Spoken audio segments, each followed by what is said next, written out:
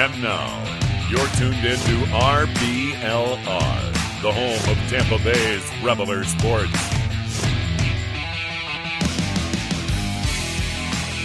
This is the RBLR Race Podcast. I'm your host, Zach Dobb, along with my co-host, Pat Davenport. Pat, it's been 3 weeks. How you doing? Yeah, it's been a minute. I'm doing good. If it wasn't for the Rays doing that horrible thing that they do where they get your hopes up for just a minute and then dash them completely. Other than that, I'm doing good. The UK did a thing where all our phones got an emergency alert as like a test. Do you guys do that? We not like all. We have this thing called Amber Alerts, where if somebody's getting if someone's been kidnapped or there's some like crime thing happening nearby, they send you an Amber Alert to your phone. That happens in like a radius, and we also get like weather warnings, kind of same thing. We just got every phone in the UK got this really distressing alarm go off at 3 p.m. There was like emergency, and then it was like, lol, not really, just testing. Yeah. So the UK was in like a state of panic for like 2 minutes. But other than that, things are going okay. Things are going okay. Should I ask you how you're doing? Because I know it's been a rough weekend. It's been a terrible weekend for me. I'm a Gators fan, if you haven't picked up on it on the show. And so I've had maybe the worst weekend. I was trying to think over the has there been a worse weekend since – I'm also a Patriots fan, so there's a worse weekend. They're losing, by the way, right now, which is not helping. Is this the worst weekend since we lost to the Giants again? It might be. Especially because the Rays went and got our hopes up, like you said, by sweeping the Mariners, and then proceed to forget how to play baseball against the Guardians, which they've basically not been able to play baseball against the Guardians all season. And the Gators offensive coordinator is also their head coach, and neither one are doing their job very well. So that's been our weekend.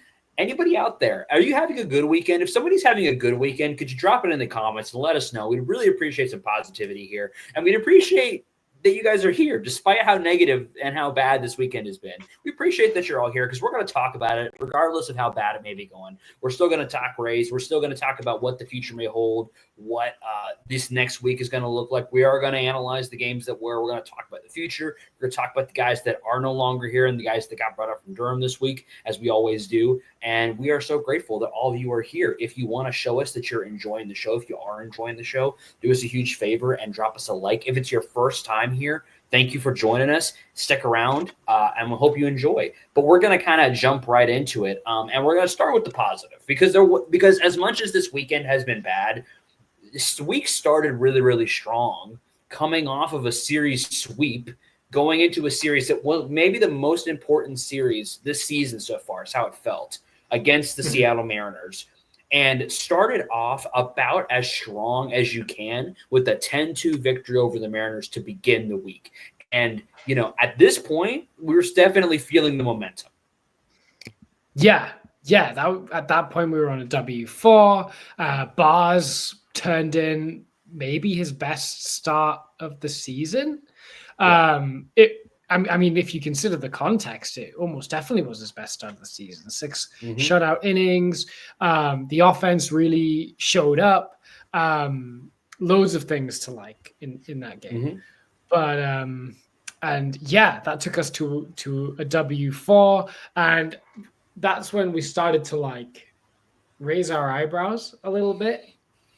And then that was followed. I mean, is there anything in particular you want to say about that game other than Not really. It was nice to see. Offense was good. It was nice to see Yandy getting involved in the offense. Junior has been great, all season, and he had a game where he was able to provide a lot of value without hitting a home run, which just goes to show all the people that are saying that he's somehow a fake power guy or something. That's been the narrative on social media. He can provide value without hitting the ball over the fence with his bat. So I liked that about this game, in addition to just, like you said, Shane Baz coming out and doing what we've been asking him to all season, which is just go out there and get 6 and don't allow a bunch of runs. Right, exactly. And against Luis Castillo, who is a good pitcher as well, The Mariners all see. Me and Carter were talking about it last week as we kind of previewed the week ahead. We said this Seattle series was in theory going to be really tough because the Mariners were throwing their best at us in Kirby, Castillo, and Wu. And every time the offense kind of came through in all three of those games, they showed up against some really, really tough pitchers, which made me gain a lot of confidence in this team. Yeah. And that confidence kind of moved forward into the next game where, again, had a pitcher that if you'd asked the Mariners who you want out there, they would have probably said Wu, and only gets through 5, gives up 3 runs, gives up a home run. Getting that kind of, offensive performance against a guy like him, it's a big deal, especially when the Rays have, the offense has been a little bit anemic at times this year. So to get back-to-back really good offensive performances in a series is something that, really exciting. Yeah, and that was a tight game as well. That was one they had to battle for. It was back and forth, and Gabe Spears been really good, a really underrated reliever for the Mariners. I think he's a really, really good pitcher. And he had a really good month of August as well, in particular. So to get the kind of go-ahead runs off him, Caminero, getting the double there, really, really impressive. I mean, the win probability graph for that game is a fun one. Yeah. Really gritty win there for the Rays. I guess we'll talk about this more as we go to the Cleveland series, but Griffin Jax, I can't tell what to make of him because in the 9th, he was trusted with the 9th in that game, and he had to cede to Clevenger. And then in the opener, when he was opening in the Cleveland series, he was a bit rocky there as well. What do you think the plan is with Griffin Jax? Do you trust him in high leverage situations anymore? I would say right now he's a guy that I would really, really like to see out there in the 7th inning, because honestly, we have Clevenger and Fairbanks to finish the games. You don't need to put Jax in that scenario. And right now I feel like this is why in general, I don't like trading for relievers. And if we were if Jax was a rental, I would have been much less positive about the move to bring him in than I am. But he's not a rental. He's going to be in the organization for at least 3 years. And that, to me, was what made it a good move, because I think that even if he struggles a little bit this year, he will find his groove next year with the team, being a full offseason with the team, getting to run it up that whole time with the catchers, with Kyle Snyder. I think that it tends to be a struggle for pitchers coming over to any new organization, especially relievers, because it's such a pressure chamber and such a unique role, in sports, really. I mean, a reliever is it's weirdly a smaller and also bigger role than almost any specialized role in sports. It's a very unique role. So to bring that to a new team mid-season, probably when I don't think he expected to get traded. So kind of a surprise for him. So that's why I'm not really killing him. He did get out of it to begin the Cleveland game. So, it's not ideal, but I think it's fair to say that for this season, I would say he probably needs to be pitching in the 6th or the 7th and not the 8th or the 9th. But I also, Cash is the kind of guy where he's going to trust his guys. As a manager, he's shown that kind of his entire career. He's not going to hide guys, really. He doesn't really do that. He's going to put you back out there and let you succeed or fail, because he's going to place that belief in you and allow you to prove him wrong. And so I'm okay with him. I don't think we need to banish him or anything. I don't think we need to cut him or anything. I think he has a lot of value. I think he'll be really good next year. But the struggles this year are what they are. And if he needs to pitch in the 6th or the 7th, I'm good with that. Yeah, that's fair. That's fair. I think he is a next year and beyond type thing. I mean, is there a world where they convert him to a starter? I heard rumblings about that. It's possible. It's possible. I mean, it's something, Rasmussen, who started the game, this is something they've done a couple of times. Be interesting to see what the, and again, like with sort of, I don't know if you would call it uncertain, but definitely unclear plan for the starting rotation going into 2026 with Shane not being able to make it back at all this season. It'll be interesting to see if they try to, maybe not a traditional starter, but maybe if they try to do a 3 and 4 type situation. I could see that. Yeah, one time through the order type guy. Exactly. Yeah, I could see that. Yeah. And then the final game of this series wasn't a nail biter, really, because the Rays offense absolutely exploded on George Kirby, blitzed him, scoring 4 in the first, 4 in the second. Caminero, a big part of that. Again, Junior's just been on a tear lately. And Hauser was really good through the first 5. And I was like, hey, look at Hauser finally getting it together. And then he had a rocky 6th inning.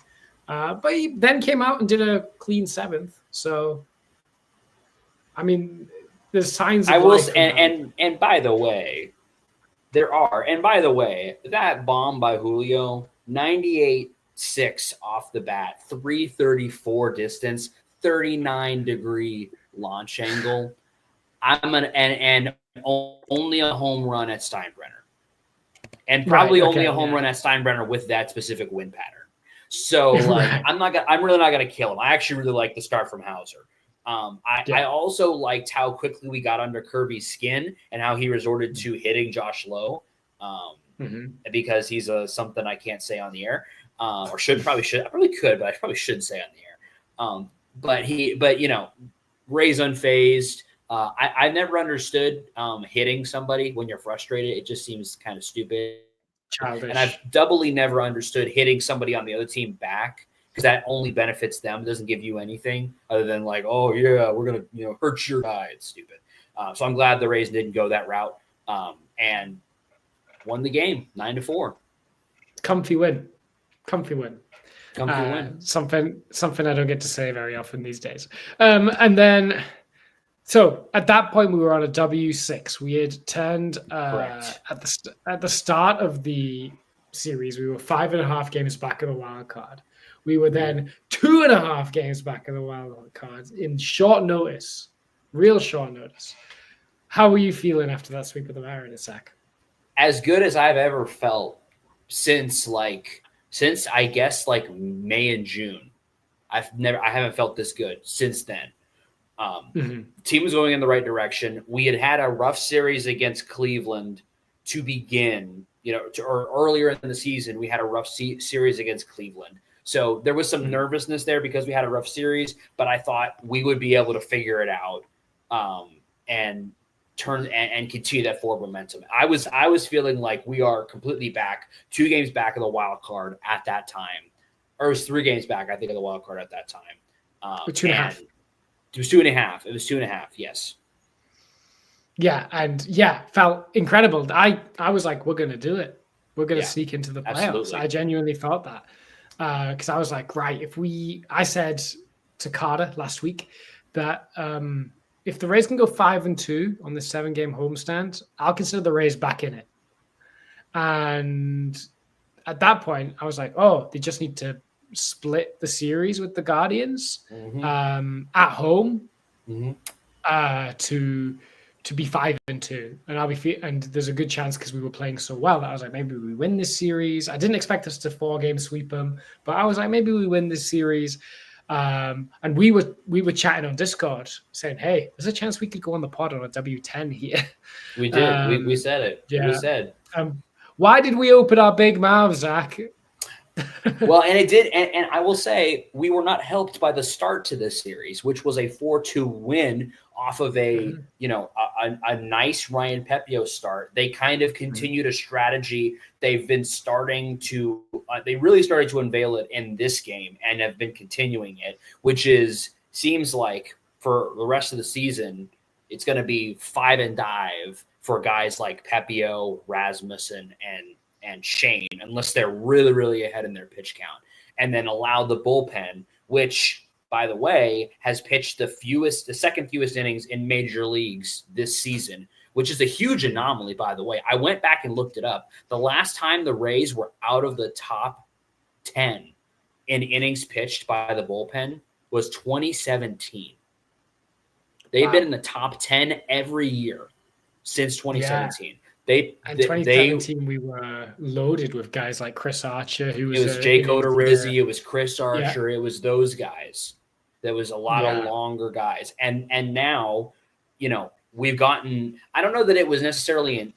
maybe it was intentional, maybe not. My theory is, my personal theory, is that there was an idea to front load the beginning of the season with a lot of starting pitching use and save the bullpen for the back half of the season, to then allow for, number one, you to take the pressure off the starters as they get to their innings, you know, kind of their innings maximums at the end of the year, and really lean on that bullpen, which at that point had been rested, and then to also have a good, strong bullpen to go into the playoffs, which again, if you had, you know, if what happened in the next 3 games after the first game of this series, you know, didn't happen and it went a little bit better, it would have looked really, really good. Like, hey, look, listen, our bullpen's the least taxed bullpen in Major League Baseball. And we're gonna try to go on a run to the playoffs. And our starters do have a lot of talent. And if you can go to Ryan Pepio or Shane Baz and say, I need 5 innings, 1 run or less, give me everything you've got for those 5 innings, I think those are guys that can do that.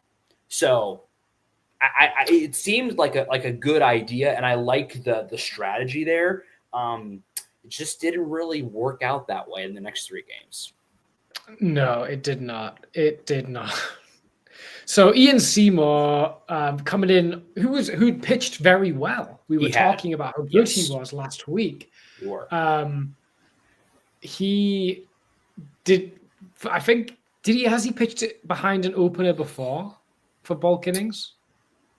He has pitched bulk innings not behind a tradition, not like behind the opener as we've come to know it. He either was long relief after a rough start or starting. He hadn't done this iteration yet. Yeah. So Griffin Jacks comes in, has a rocky but otherwise harmless opening inning, and then Ian Seymour comes in and immediately blows up.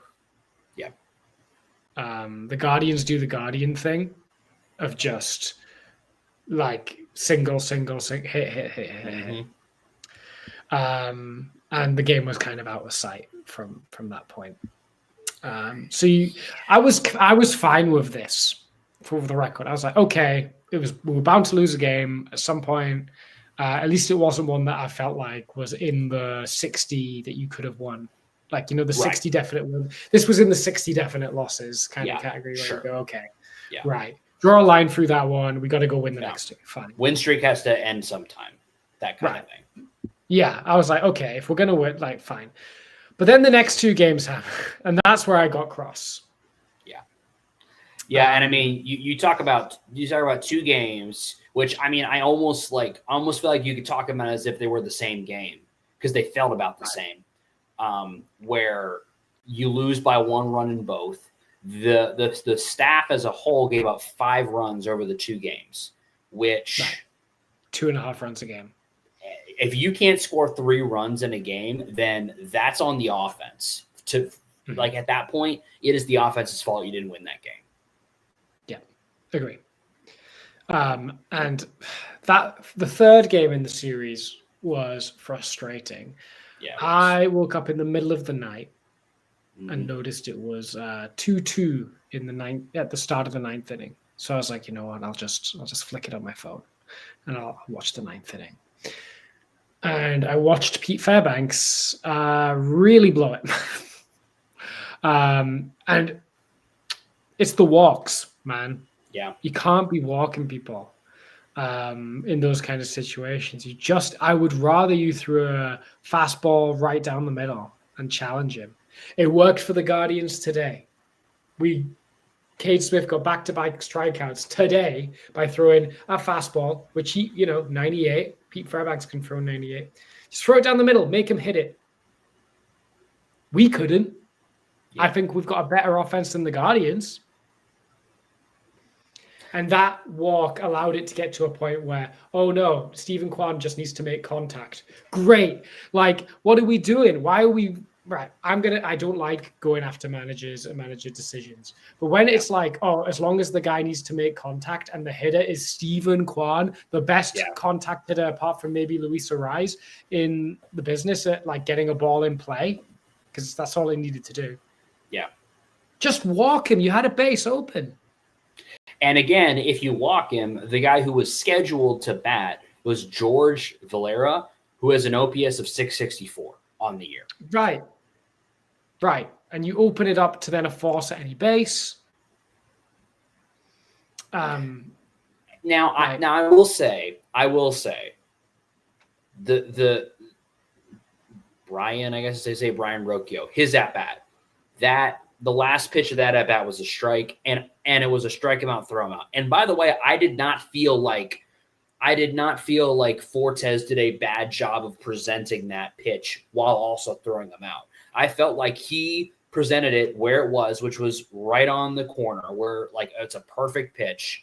It caught plenty of plate, in my opinion. It was definitely within the zone, and throws out and makes a great throw to second. Should have been a double play, nobody out, and then just Boehler's like I got a bunt at that point. But I mean, I still think you get out of that inning. And so it was unfortunate that that call wasn't made. And then it was doubly unfortunate that Pete was just not. And again, you got to 2 outs. And I think that's, again, kind of the frustrating part, right? Is you get to 2 outs there. And you all you need is a grounder or a strikeout or a fly out to get out of it. And in that moment, like we say, instead of putting Kwan, maybe if you are in a scenario where you need someone, like you were saying, you need someone to get bat to ball, and you were just ranking guys, like who do I want up in that point? Stephen Kwan is on that list of guys and near the top. Right. And it's him and Luis Ariz are the one too. Right. If you just need a ball in play. Yes. It doesn't have to be well hit, but just a ball in play. Those are the guys who play. Yeah. Yeah. So that was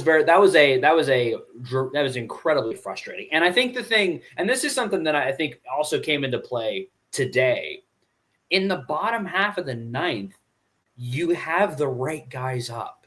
And to me, that was frustrating. That happened, multiple times in today's game as well, where it felt like in moments where, you needed your key bats up. They were up and they didn't do anything. In the game against in the third game against Cleveland, it was Brandon Jr. and Josh Lowe in the bottom of the 9th. Fly out, strike out, strike out. That's frustrating as a fan to watch that. Yeah.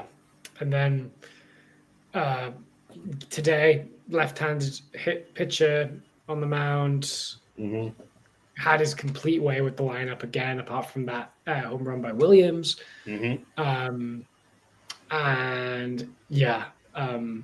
Like I said, the thing that made me want to tear my hair out was guys with the platoon advantage who knew a fastball were coming struck out on a fastball down the middle twice in a row. Like if it was like a well-positioned pitch, I'd be like, okay, you got beat. But this was a guy going, I'm going to throw my fastball at you, and you know it's coming, and I'm going to throw it right down the middle. Can you hit it? The answer's no. Yeah. With your season on the line. With your season on the line, may I add. Can you hit my fastball down the middle? And the answer is no. And for me, I'm gonna say it, I'm done with the 2025 Rays. I think that is the season over. Wow. That's the nail in the coffin. So talk me through what about this game? Like we talked about how it's frustrating, but what about in this game? Are you just done after this game? Okay, so it's not just this game that was the nail. Like it was the 3 games. It was the 3 games. Yeah. But if we won this game, I would have continued. I would say we're still alive because we still would have been 3 games out. Now we're 4 games out with 19 games to go.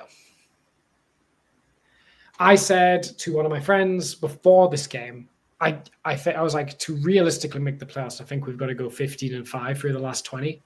Yeah. I don't think that's happening. I don't think that's happening when a guy that you know is going to throw the fastball throws the fastball down the middle.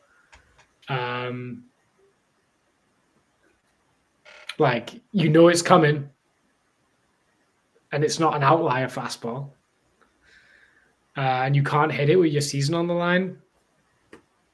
You score 3 runs in your 2 most important games of the year. Offense isn't good enough to get us there. Yeah, Okay, so let me put it this way. If we bring it round, the way to bring it round is we've got to go 5-1 or 6-0 against the White Sox and Cubs. Now, the White Sox are not very good. So, okay, you'd have to sweep the White Sox, because do you think there's any way we're sweeping the Cubs in Wrigley? Where are the Cubs? I'm just curious. The only way that and I don't know what the standings are right now for them. My only thought is, are they, because it's like, for them, I don't know, like they're 7 games back of the Brewers. I can't. Yeah, but they're 81 and 61, which is the top wild card, and they are 44 and 27 at home. They are. Now they are. Here's what I'm trying to find out. Okay, they are in a playoff spot by like a lot. They're in a playoff spot by like 10 games basically. So my only thought is, for them, and again, it'll be 3 games deeper by the time we get there. So they will be like within striking distance of clinching a playoff spot. So my only thought might be, I would have to see the pitching matchup that we get for that game. But my only thought might be, maybe they're not going to like leave their starters out there for a long time. They're not going to pitch their A guys every day, because they don't need to at this point in the season. They're not like if they're ranking games on priority for them to win, out of conference or out of league, out of division games are like, I don't care if I win that game or not. It's not relevant to me, because they're focusing on wild card games. And I mean, like, they're still going to try to win, but like I don't think we're going to sweep them, but I do think we could win the series. And so I do think we could go 5-1 on that road trip. It is possible. The thing that's going to be hard is you don't get a day off going into 7 games at home versus your division rival Blue Jays and Red Sox. It's just going to be really hard. Yeah. And I don't think I was like, against the Mariners, I was like, okay, the team has what it takes. They got that dog in them. And then they were like, okay, just keep this going. Don't, like, as long as you split the series, that's fine. And they didn't even split the series against a team on their level. Yeah. Well, and the copium that I'm going to be drinking for now, at least, is that the Guardians just have our number. Like, they just own us. Like, but the problem is we're running out of I know real estate. We're running out of runway here. We don't have time for teams having our number. No, we don't. Because the Red Sox have had our number, and like the Orioles always seem to get stuff against us these days. So it's just like, I don't know if we have time for that anymore. Yeah. I want to be wrong. I really do. But we're going to have to play out of our mind for the final 3 weeks of the season. Yeah. And I don't think this team teased this extra gear. They don't have it. They've not had it since 2023. You mean like consistently? Yeah. Like, it's no good going on a W7 if you then drop your next 3.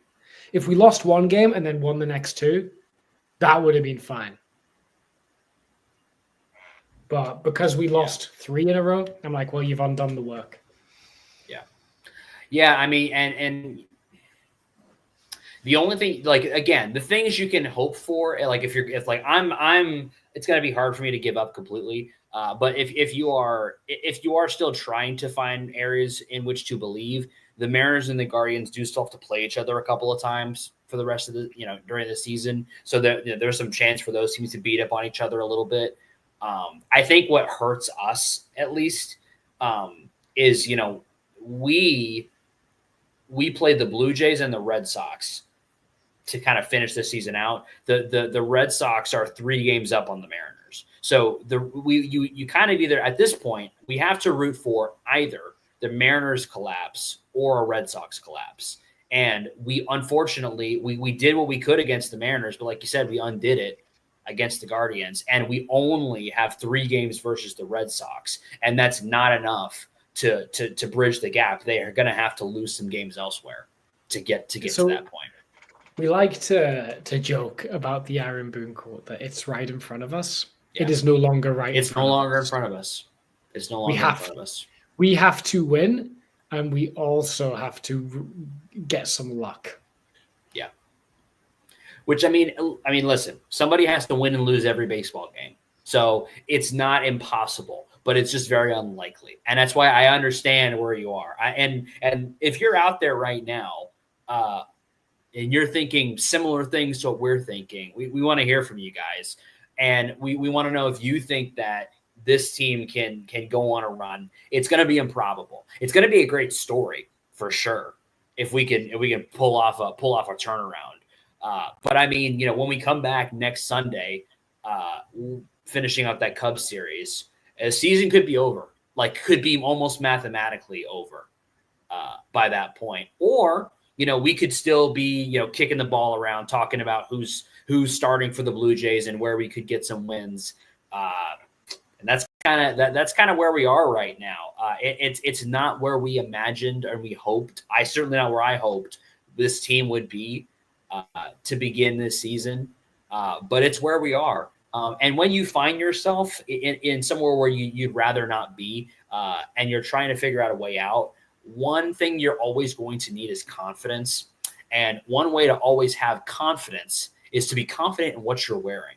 And if you want to be confident every single time you step out of your home, going into whatever, uncertain areas are going to be in your life, you can go to shop.rblrsports.com and find the best merchandise inspired by your favorite Tampa sports teams. Rowdies, Bucks, Lightning, Rays, and Sun are all on there. Shop.rblrsports.com. Use promo code FLAPPY, FLAPPY, for 10% off your order there. Shop.rblrsports.com. Yeah, and while you're there, excellent transition, can I just say, by the way.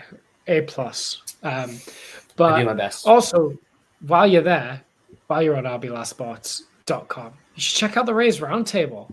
It's my favorite thing to read every single week.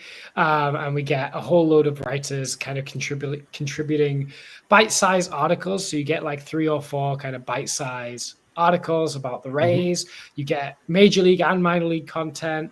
It's great. I mean, Carter contributed last week. Mm-hmm. And there's some really great stuff on there. And I couldn't recommend it enough. So with the kind of week that was and the kind of playoff chances that we've talked about, I guess we should have a quick kind of like state of the Rays address. Because I think this is the 2023 team was really, really good.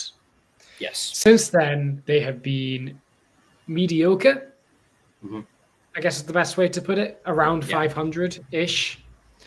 And we're kind of coming to the end of the Yandy Diaz, Brandon Lau era. I know we've been saying that the past like 3 times they could have been traded. Yeah. But they're only, even if we both exercise their options, they're only here for 1 more year under contract at the moment. I think it's fairly safe to assume that we're either now past their prime or at the end of their prime. I think that's fair. Yeah. So the core that made the team really good in the early 2020s. Isn't it crazy that we're not in the early 2020s anymore? We're in the mid-20s now. Yeah. So the core that made the team so good in the early 2020s of Yandy, Lau, Randy, those kind of guys, we're kind of past that. And I don't think we've quite got a full core to succeed in. I think we've got Junior and we got Carson. And Carson was maybe Chandler. We're not maybe Chandler, maybe it depends if he can improve his fielding. Yeah.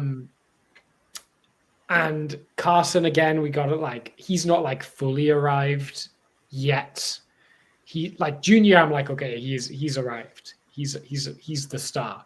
Carson is going to take a little bit longer, and that's not a knock on Carson. It's just like reality. Yeah, it's just he's just got here, and he was always scouted as a hitter that's going to be a bit streaky, where he's got the power, but like he's not necessarily like a contact-oriented hitter. He's kind of like a Brandon. Like the ceiling is he's Brandon Lau, that's a good fielder at short, and even Brandon Lau at his best will go through some unbearable streaks. Yeah, I mean, he is a. I've been making the comp for a long time now. It's Willy Adames, right? And probably a little bit better defender because Willie would sometimes mess up the routine. That was a kind of our knock on him was that he would make the awesome play, but then he would skip a ball that was hit right to him, and But I think Carson probably doesn't skip that ball. The challenge for him will be to have the offensive performances that Willie was able to put together and has been in his career since leaving the race. Yeah, and if Carson can hit at the drop, that gives him a big head start, I suppose. It does. But we'll see. We'll see. Maybe they change how the trop is when it's rebuilt as well to make it easier to see. If they don't fix that now, then we need to do. There's a documentary in there somewhere. Like what's going on? So we got those two. You could argue Aranda as well. I would argue Aranda. I would. I mean, he got hurt, but there was no reason to believe he was going to slow down. Yeah, after that, you've got, so those are your three. Are those three, like those three to me, and I guess we've proved it this year, those three alone are not going to win you a division. We need the supplementary pieces. And right now, I think we are lacking in supplementary pieces. Me and Carter talked about it last week, saying all of our outfielders are good at something and then really bad at something else. And that's not really what you want for a division-winning outfield. So like Mangum, great at making contact, has no power. Yeah. Good fielder, good speed. Chandler, elite speed, no power, inconsistent ability to get on base. Bad fielder. Yeah. I would say I would challenge that a little bit. I think he's pretty good at getting on base. He's batting up there. He's shown the ability to bat around 300. I think he can get on base in an okay amount. Okay. But he has struggled with the fielding. I agree he struggles with the fielding. Yeah. DeLuca, really good fielder, yet to show that he's a good hitter. Correct. Pereira, serviceable fielder, good power, bad contact. Bad contact. Morale. Yeah. Morale, not as bad a fielder as we made out to be. No, not quite as bad as made it out to be. Not great though. And has power.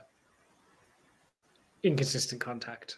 Inconsistent contact. Although I will, and this is where this is where I think we can really get into it because I think what you're getting at is that, and correct me if I'm wrong, the infield is okay, it's pretty good. Because you could say third, short, and first, and then you got like Braden Taylor in the minors. And even on the team right now, Richie Palacios, there's some guys that could play second base confidently. So like the infield is fine. The outfield is where, we have questions and we don't have answers right now. And Morel was supposed to be an answer. It's kind of what I wrote about in my article for the roundtable was that he was brought in, and we moved Isak out specifically to kind of be that, bring some power. And when you look at his 2023 with the Cubs, that's what they were hoping he could bring over and replicate here. He hasn't been able to do that. And whether that is because of his inability to get, or his, just not gotten consistent playing time. And, whether you want to say that's the chicken or the egg thing, where like, well, he was bad, so we didn't play him, or because he wasn't getting played, so he was bad, whatever. The result is that he was not been able to put up anywhere near the numbers that he was expected to. And again, the real culprit here that I think is really hurting this team right now, and I really hate to say it because he seems like a really nice guy and he's shown flashes of being great. It's Josh Lowe, man. He was supposed to be the guy in right field, and we were supposed to not have to worry about it. And he was going to be a lefty 2020 knock on the door 30-30 guy. And whether it's been injuries or just a slow return, he just has not been able to be that. And so now I think kind of where you're heading is now when you look to the future, when you look towards next season, as Stanley has an opinion too, when you look towards the next season, what's the solution there? Because there's the minor leagues.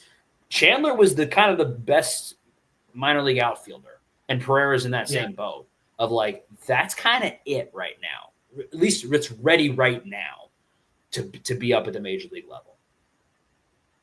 Yeah, right.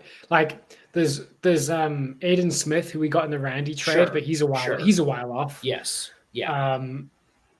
So like, yeah, we're not swimming in outfield prospects right now. You could give Cameron Meisner another shot, I suppose. Like if he's just worse Josh Lowe is what he really showed at the end of the day, was that he's just Josh Lowe, but instead of Josh Lowe having a really good season and then looking not so great, Meisner had a really good month and a half and then looked not so great. Yeah, but then Josh Lowe, I suppose, had a bad first season, right, in the bigs. Sure. Like his 2022 wasn't great, but then his 2023 was really good. So you never know. Maybe Meisner thought, because he is just Josh Lowe. It's so weird how similar they are. Maybe next year he has a big breakout year and then gets injured the next 2 years and fails to get off the starting block because they have the exact same career. But basically we need an outfielder, and Kyle Tucker's the only real one that is like a needle mover on the free agent market. The problem is when there's only one good guy at a position that's a real needle mover, it's going to be hard to get the bids in there. That's the one thing. So the Rays might have to get creative via trade. Yeah, and I mean, again, like you'd have to think that unless he just loves the idea of coming to Tampa, you'd almost have to be the highest bidder, which would be a first. And again, we have it's kind of the big question mark hanging over this offseason is, what is the new ownership group going to do? Because if the new ownership group comes in and says extend Junior and throw $50 million at whoever you want this offseason, okay, all right, well now we're in business. But if they say, I think what you guys were doing before was good, just keep doing that, then And again, when we talk about trading, the good news is that while the outfield isn't awesome for the Rays minor league systems, they kind of are really good everywhere else in the minors. The infield, we've got some good prospects, got some good pitching prospects as always. So you could maybe put something together to go get an outfielder. I don't know. It's tough because you'd like to think that, power hitting corner outfielders with a little bit of consistency shouldn't be the hardest thing in the world to acquire. But have we the last two guys that we had that were good at that were Randy and Luke Raley. That was kind of the last two guys. Yeah. And then Josh Lowe for a season. So I don't know. How freaky are you feeling, Zach?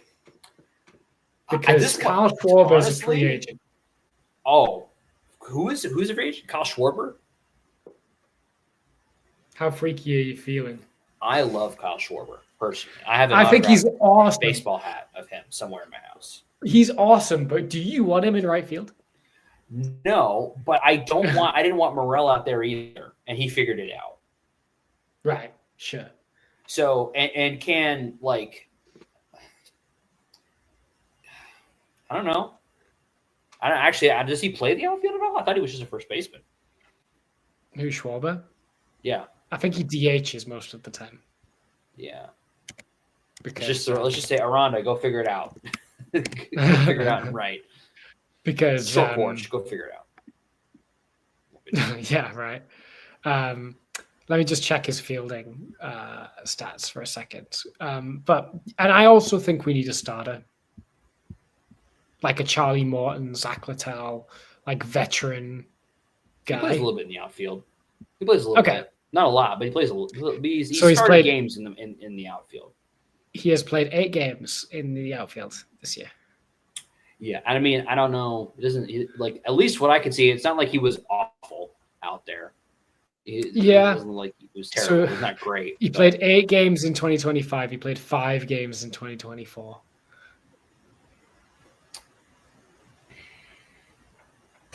I love so it would be that would be fun.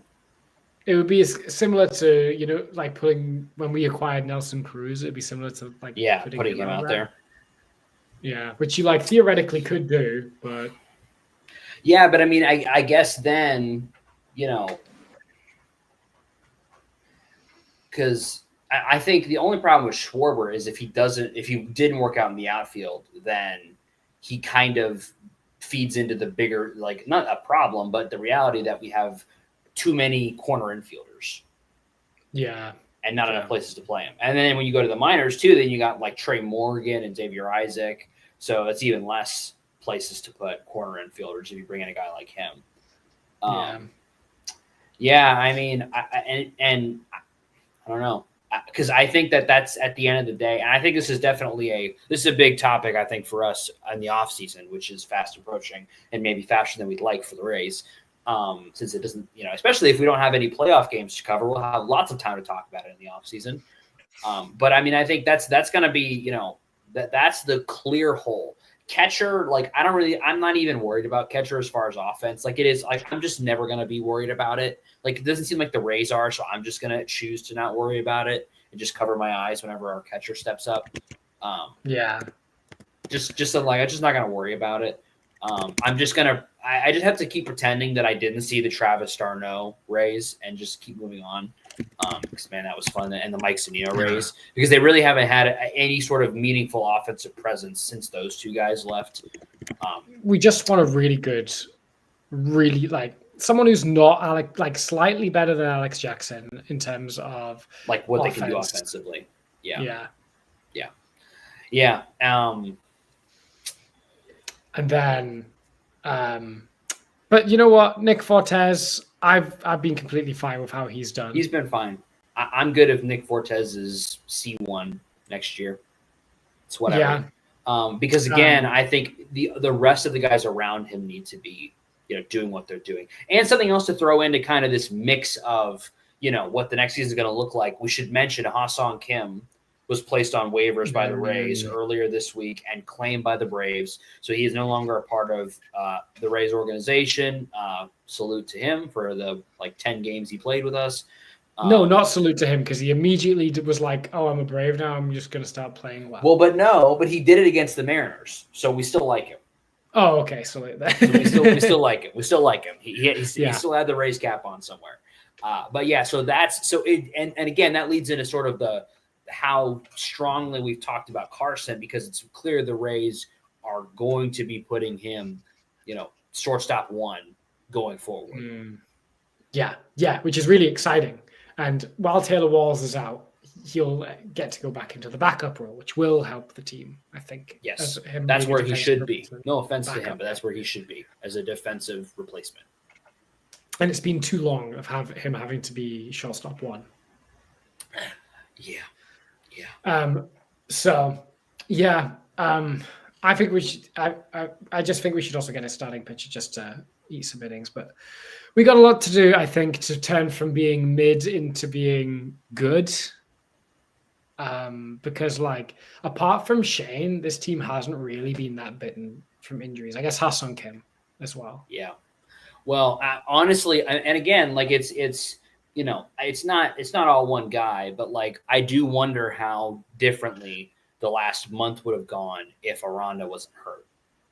Yeah, I think because again, whenever you lose an important bat, it's not just that they're not providing their own offense; it's how they affect the other guys around them. And not having him, I think, has hurt more than we even realize, because his presence in the lineup is also just not there from a lineup protection standpoint for other guys on the team. And there's several games that we've played, even just in the Cleveland series where it was close game. Those the last 2 come to mind. Man, it would have been nice to have a guy like him to pull off the bench, or to have been starting. To then maybe if he's starting someone else with some power, you can bring him off the bench. Or instead, we're talking about Bob Seymour or, Tristan Gray is coming off the bench as opposed to having Rhonda on the bench against a lefty, maybe. Or Lau is on the bench, and then you can bring him in off the bench for an important moment where you just didn't have that option because he's not there. So I do think we may be underselling how much not having Aranda has hurt. There doesn't seem we haven't really heard much about him. I don't know if he's going to come back this year. Doesn't seem super like. I wonder if the Rays make the playoffs, we start to, or it gets close to them. They get to the last week or so and they're really close. If we start to hear, hey, he could be back for the last week or the playoffs or something, but we haven't really heard much since he's been on the IL. So not super optimistic for him, unfortunately. Yeah, it's a shame because, like you said, the lineup's feeling like you've got Junior Yandy Lau carrying the entire lineup at the moment. It feels like, and if those three guys can't come up with stuff, then we're just kind of out basically. And Junior's trying his darn best. Junior's really trying to put the team on his back, which is crazy. He really is 22. Yeah. And I mean, at some level, if you have three all-star caliber players, they should be able to put the team on their back a little bit and at least get you to the playoffs, I would think. Frankly, in the last two games of the Cleveland series, they didn't really do much. And that's kind of unfortunate. Other than, Brandon Lau had a double in today's game with nobody on that could have turned into runs that didn't. Had a little disappointing from those guys. And again, it's a tiny sample size. But a little disappointing. And I think that's but at the end of the day, you got to win those games. And when you look back, if we look back at the end of this year and we're like 2 games out to end the season, it's going to be so easy to look at games like this and say, well, that's why we're not in the playoffs anymore, or we're not in the playoffs. And that's frustrating as a Rays fan who, we got used to success. They spoiled us for a couple years. And now we just feel, I think there's a big level of frustration from all Rays fans of like, what do we like? Why can't we get over the hump? Why can't we sustain success and get back to the playoffs? It's going to be, if we miss the playoffs 2 years in a row, that's just going to be really frustrating. Super frustrating. And it felt like 2024, who knows, but this year it felt like we were a team that should have been good enough to do it. Yeah. It felt like because again, if we just played 500 ball in like July, we're in the playoffs. Right. Yeah, that's all it took. All it took was for us to not be a disaster class through July and the first couple of weeks of August.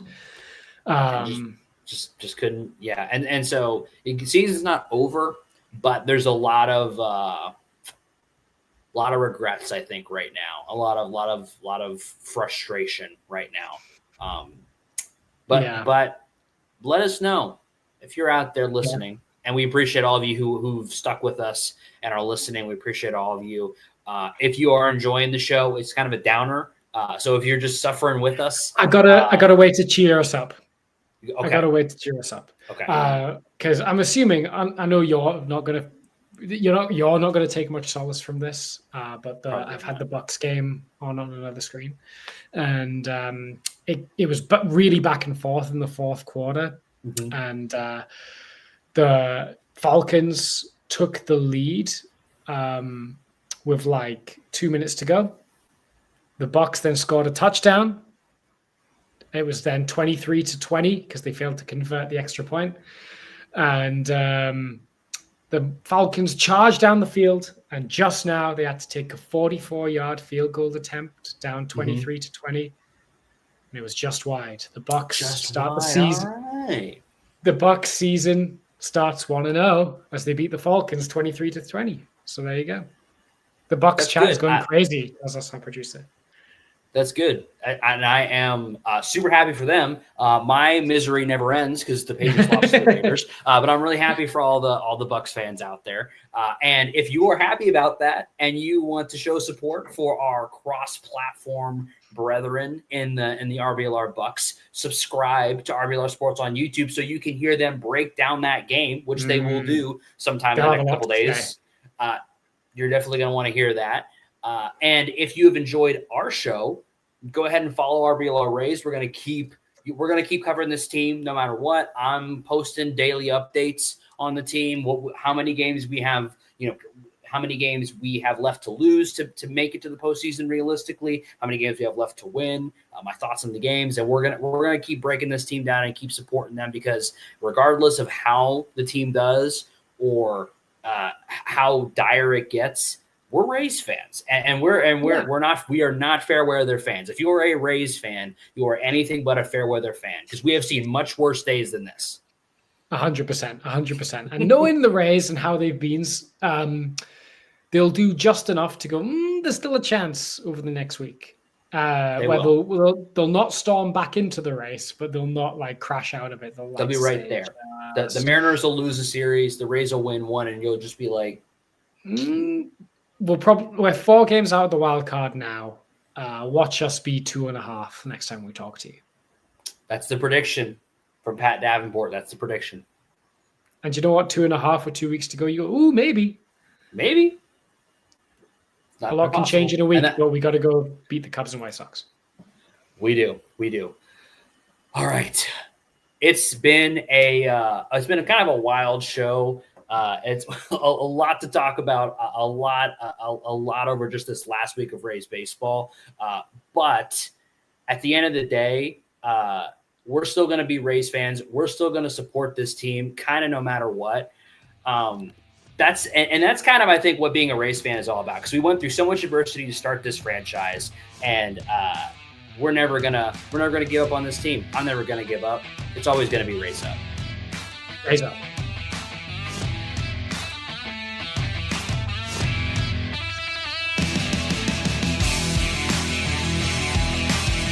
Thank you for tuning into this presentation by RBLR Sports. On your way out of the stadium, please remember to like and subscribe.